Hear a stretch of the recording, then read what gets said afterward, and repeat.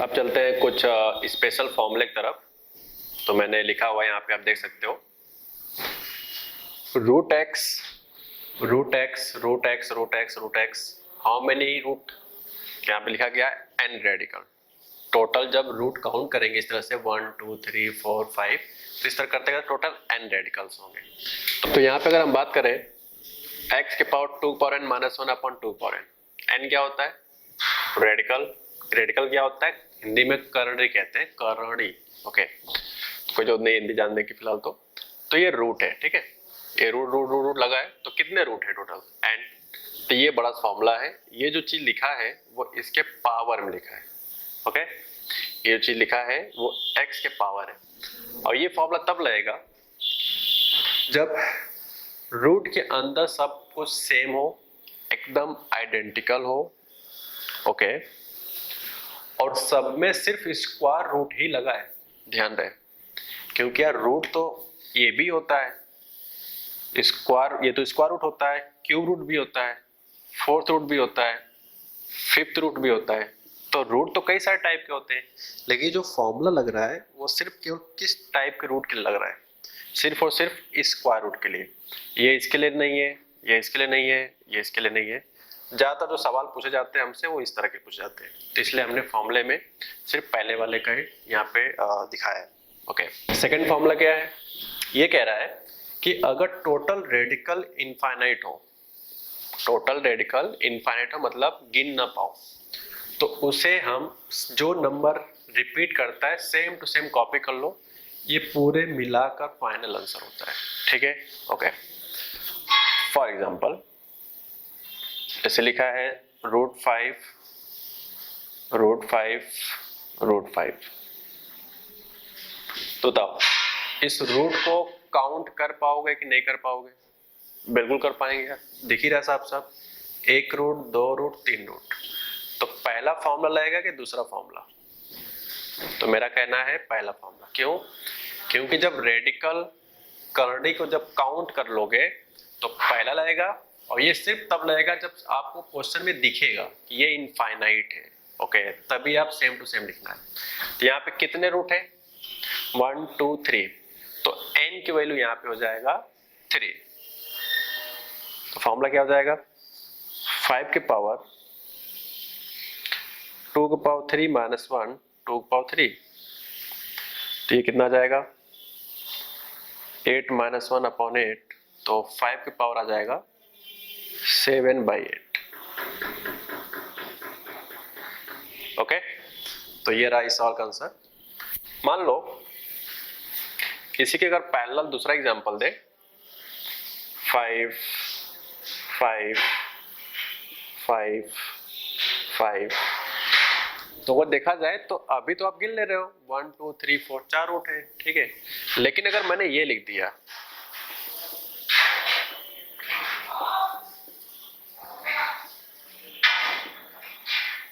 कई बुकों में रेडिकल की जगह पे टर्म भी लिखा जाता है, जैसे यहाँ पे एन टर्म, इनफाइनाइट टर्म, तो मतलब सेम होगा। ठीक है, ओके। तो इसका जो आंसर आएगा वो क्या आएगा?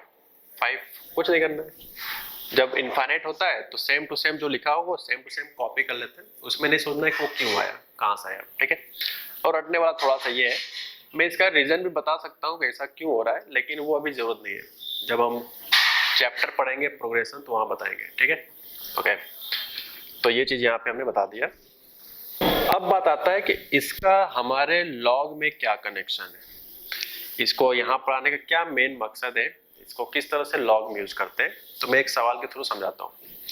मान लो क्वेश्चन में लिखा है इतना बड़ा नंबर है और बेस में क्या लगा है? 5। ठीक, तो इस क्वेश्चन कैसे सॉल्व करें? log 5, ये आप देख सकते हो, ये पहला टाइप का फॉर्मूला है। तो 5 के पावर आएगा 2 के पावर 3 माइनस 1 2 के पावर 3, तो ये हो जाएगा log 5, और 8 माइनस 1 7/8, तो log m की पावर n के हिसाब से क्या आ जाएगा? 7/8 पहले आ जाएगा, और यहाँ आ जाएगा 5/5, और log 5/5 की वैल्यू क्या होता है? 1, तो क्या बन जाएगा? 7/8 इंटू 1 यानी कि 7/8। ठीक, तो आप देख सकते हो कि इस तरह के सवालों को हम लोग धीरे धीरे कहाँ तक इसको धीरे धीरे बढ़ा रहे हैं।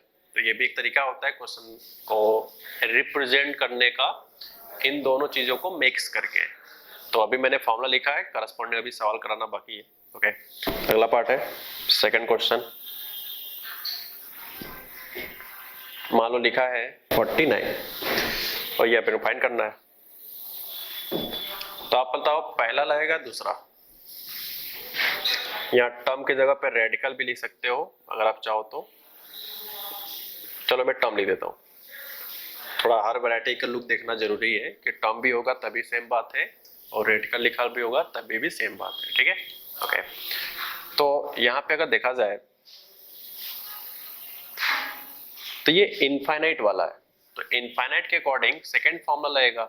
इनका क्या कहना होता है, सेम सेम पे अगर लगा हो और इनफाइनाइट टर्म तक गया हो और खास तौर पे स्क्वायर रूट ही लगा हो, तो आप देख सकते हो स्क्वायर रूट है तो ये x लिख दिया जाता है, तो यहाँ पे हो जाएगा 7। तो आप देख सकते हो इस बड़ी सी क्वांटिटी को रिड्यूस करके हमने इतना छोटा बना दिया है। अब इसके बाद एक छोटा सा नंबर है, तो 7 49 को लिख सकते हो 7 के स्क्वायर।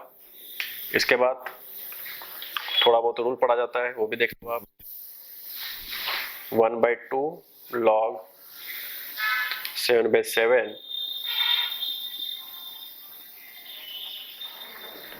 ये कहां से आ गया, याद करो जब बेस का पावर बनता है तो वो सामने मल्टीप्लाई तो होता है बट वो रेसिप्रोकल में होता है, ये उसी प्लेस से आया है। ठीक है, ओके, तो ये भी हो गया। अब हम इसमें कुछ चीजों को मिक्स करते हैं। तो ये रहा क्वेश्चन नंबर 3 कि ये इतना बड़ा लॉग है प्लस ये लॉग है, और इन डिफरेंट डिफरेंट लॉग को अपने को ऐड करके जवाब पूछा गया है। यहाँ पे माइनस का भी साइन हो सकता है, मल्टीप्लाई भी हो सकता है, कुछ भी हो सकता है, इंपॉर्टेंट ये नहीं है। इंपॉर्टेंट है उनके प्लेस पे क्या लिखा है, कितना लिखा है। ठीक है, तो ये है, पहले बताओ ये जो रूट है ब्रैकेट्स के अंदर, ये पहला टाइप का है या सेकंड टाइप का है। तो मेरा कहना है कि फर्स्ट टाइप का है। क्यों, क्योंकि यहाँ पे इनफाइनाइट नहीं लिखा है, यहाँ पे लिखा 10 टर्म है, यानी कि जो रूट है वो 10 बार आएगा, 1 2 3 4 5 6 7 8 9 10।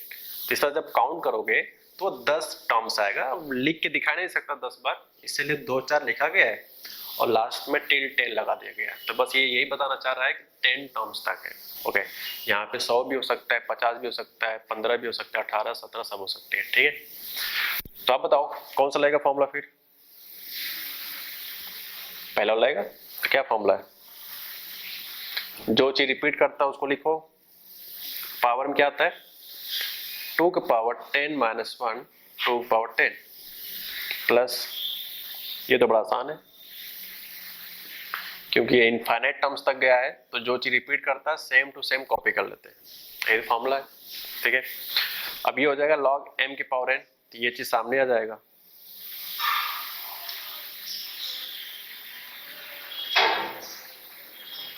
सिक्स बाई सिक्स, तो ये देखो जाकर फॉर्मूला नंबर फर्स्ट, ये हो जाएगा 1, फर्स्ट या सेकंड होगा कोई फिलहाल, ये भी हो जाएगा 1।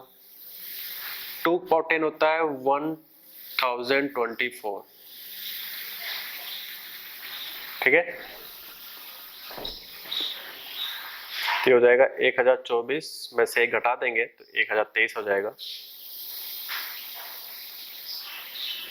एलसीएम मोलसीएम ले लो, तो ये हो जाएगा 1023 प्लस 1024, ये हो जाएगा 7402 1024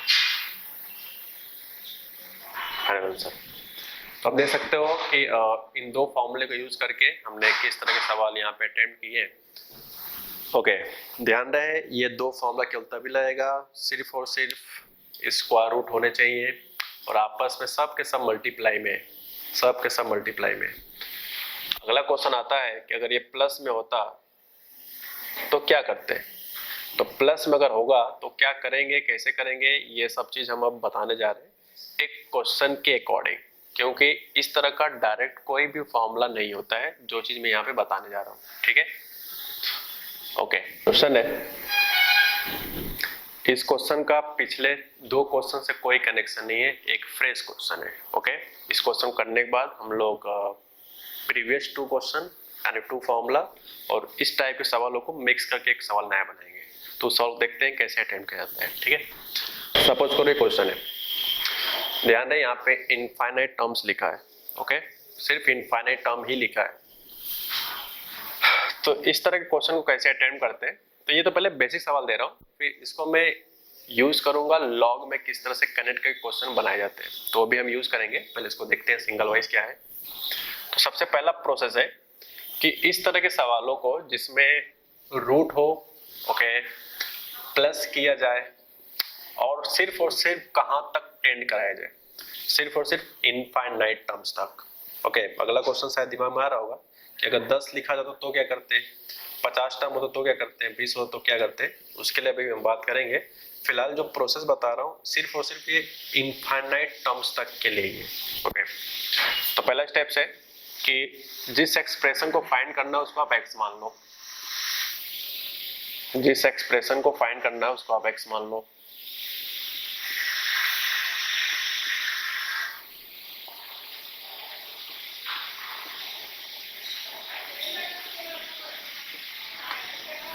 ओके, हो गया। तो मैं पूछूं कि 6 कितनी बार लिखा है, 6, तो यार जितनी बार रूट आया उतनी बार 6 लिखा है। जैसे एक रूट आया तो 1 से 1, दूसरा रूट आया तो 1 से 6 और, तो टोटल 6 हो जाएगा 2, फिर ये हो जाएगा तीसरा, तो ये हो जाएगा 3 6। तो इस तरह से कितनी बार लिखा है, इनफाइनाइट। इसका मतलब है कि जो रूट का सिंबल है वो टोटल इनफाइनाइट है, और याद करो इनफाइनाइट एक बहुत बड़ा नंबर होता है। तो उस इनफाइनाइट नंबर में से अगर एक नंबर कम भी कर दे तो आफ्टर सब्ट्रैक्ट भी कितने रहेंगे, वो इनफाइनाइट ही रहने वाले। मतलब ये है कि इनफाइनाइट रूट में से अगर एक रूट को छुपा लिया जाए तो जो बचेगा वो भी इनफाइनाइट ही रहेगा। आप इसको इस तरह समझ सकते हो कि एक नदी से अगर एक लोटा पानी निकालो तो कोई भी खास फर्क नहीं पड़ेगा उस नदी पे। क्यों नहीं पड़ेगा, नदी में तो बहुत सारे पानी है। बहुत सारे का मैथमेटिकल मीनिंग क्या है, इनफाइनाइट। ओके, तो इनफाइनाइट मतलब अगर एक चीज को छुपा लिया जाए, एक चीज निकाल लिया जाए, जो बचेगा वो भी कितने होंगे, वो इनफाइनाइट ही होने वाले हैं। ठीक, अब बताओ अगर इसमें से एक छुपा ले ये वाला, तो मैं पूछूं कि अब जितने रूट दिख रहे इसमें कितने हैं, 6 कितनी बार लिखा है, तो आपको कहना होगा इनफाइनाइट। और आप बताओ इनफाइनाइट टर्म तक का जब 6 लिखा है तो उसको हमने क्या माना हुआ है, x। तो ये जो पहला इक्वेशन है और जो दूसरा इक्वेशन है दोनों सेम बात है, बस इस बड़े से बात को इस छोटे से बात में लिखने का तरीका है। अगर आप इस x की वैल्यू को इतना बड़ा सा यहाँ रिप्लेस कर दिया जाए तो ये वापस यही बनेगा, आप आगे देख सकते हो। अब चाहे ये इक्वेशन बोले चाहिए, दोनों का मतलब सेम है, बस शॉर्टकट में लिखने का तरीका है। और ये आप तभी लिख पा रहे हो जब टर्म कहां तक है, इनफाइनाइट। अगर गलती से यहाँ पे लिखता है कि 10 टर्म्स है, टोटल है 10, और अगर एक छुपाते हैं तो बताओ 10 होता है कि 9 होता है, 9, क्योंकि भाई 10 तो काउंटेबल है ना, काउंट कर सकते हैं। तो क्या ये लिख पाते हैं, तब ये नहीं लिख पाते। ध्यान दें ये 10 है तो भाई x तभी लिख पाएंगे ना जब टोटल 10 6 है, क्योंकि हमने 10 6 को ही x माना है। लेकिन अगर आप एक छुपा के पूछोगे तब तो ये 9 हो जाएंगे, तब हम ये स्टेप नहीं लिख पाएंगे। तो इसलिए कह रहा हूँ ये प्रोसेस तभी लगेगा जब आपके रेडिकल कितने हो टोटल, वो इनफाइनाइट होने चाहिए तभी लगेगा, वरना नहीं लगेगा। ठीक, ओके। तो अब जो भी करेंगे यहाँ पे प्रोसेस करेंगे क्वेश्चन का वैल्यू x निकालने के लिए। तो बोथ साइड होल स्क्वायर, इस तरह सवाल आप क्लास 8 वोड में किए होंगे। इसका स्क्वायर करेंगे तो रूट हट जाएगा,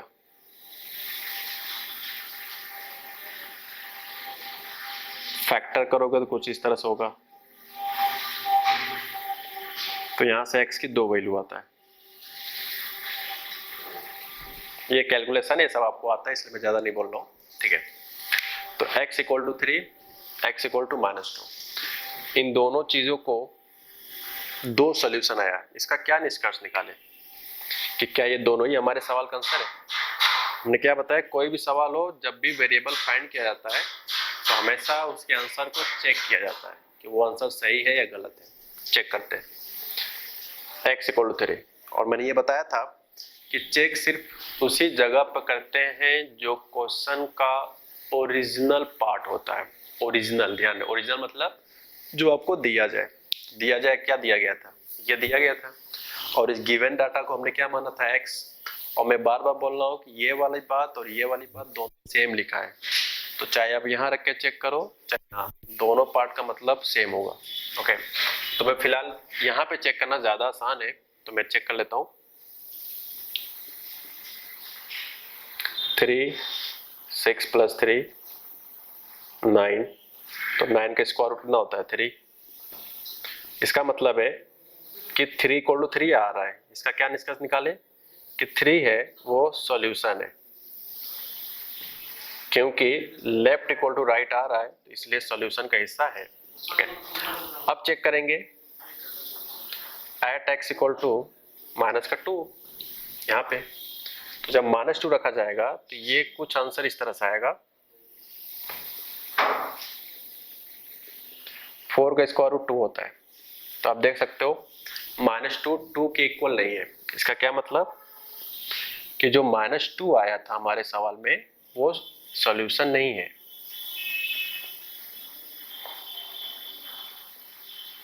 तो अगर मैं बात करूं क्वेश्चन के फाइनल आंसर का, तो वो सिर्फ और सिर्फ क्या एग्जैक्टली आया है इस केस के लिए। तो वो अगर बात करें फाइनल आंसर का, तो x = सिर्फ और सिर्फ क्या होगा? वो है 3, क्योंकि हमने 3 पे चेक किया था, तो ये आंसर आ गया 3। इसका मतलब जो क्वेश्चन अपने को दिया गया था इसका आंसर कितना आ जाएगा? 3। तो यही हमसे पूछा गया था, यही हमारा क्वेश्चन का जो है फाइनल आंसर है जो अब आया है। बात करें लॉग पढ़ने का, इसमें क्या एडवांटेज है थोड़ा वो भी समझते हैं। फॉर एग्जांपल ये लिखा है, तो आप देख सकते हो, देखने में खूब डरावना लग रहा है, बट ऐसा है नहीं, क्योंकि इसके दोनों पार्ट्स हम लोग कर चुके हैं। ये रहा सारे रूट के अंदर है लेकिन मल्टीप्लाई के सिंबल में है, और ये है आपके प्लस के सिंबल में। और याद करो, प्लस के सिंबल का कोई डायरेक्ट फॉर्मूला नहीं है, इसका प्रोसेस है। डायरेक्ट फॉर्मूला सिर्फ 2 टाइप के सिंबल के लिए, आई थिंक एक टाइप के सिंबल के कह सकते हैं, सिर्फ मल्टीप्लाई में हो और रूट की जगह पर सिर्फ स्क्वायर रूट हो। क्यूब रूट होगा तो नहीं पता है, फोर्थ रूट होगा तो भी नहीं पता है, सिर्फ और सिर्फ स्क्वायर रूट के लिए ही बताए गए। ठीक है, तो अब इसको हम सॉल्व करते हैं। हो सके तो पहले आप अटेम्प्ट कर लो तो ज्यादा सही रहेगा।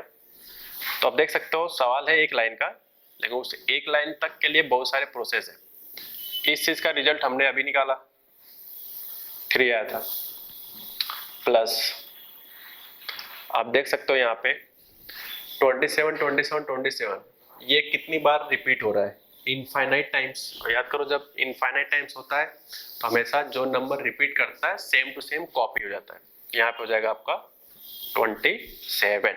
ओके, अब बात करते हैं यहाँ से, तो 9 को लिख सकते हैं 3 के स्क्वायर प्लस 20 लिख सकते हैं 3 की पावर क्यूब, 81 लिख सकते हैं 3 की पावर 4। अब ये सब कुछ अपने अपने प्लेस पे कोई ना कोई नया फॉर्मूला है, तो आप बेस के पावर में है तो उसको सामने लिख सकते हैं 1/2, ये हो जाएगा 3, ये 4 नीचे आ जाएगा। ये सब फॉर्मूला है इसलिए ज्यादा नहीं बोल रहा हूँ। log 3 बेस 3 1 हो जाएगा, 3/4 log 3 बेस 3 भी 1, 1/2 प्लस 3/4, इसको आई थिंक जब सॉल्व करोगे तो 5/4 आ जाएगा। ठीक है, हो गया। तो ये चीज फिनिश होता है, एक नया टॉपिक, एक स्पेसिफिक फॉर्मूले के थ्रू हमने कई सारे एग्जांपल देखे। इस तरह से करते हुए अब हम लोग कुछ नए टॉपिक पे बात करते हैं अगले इसी लॉगरिथम के अंडर में। Okay, done.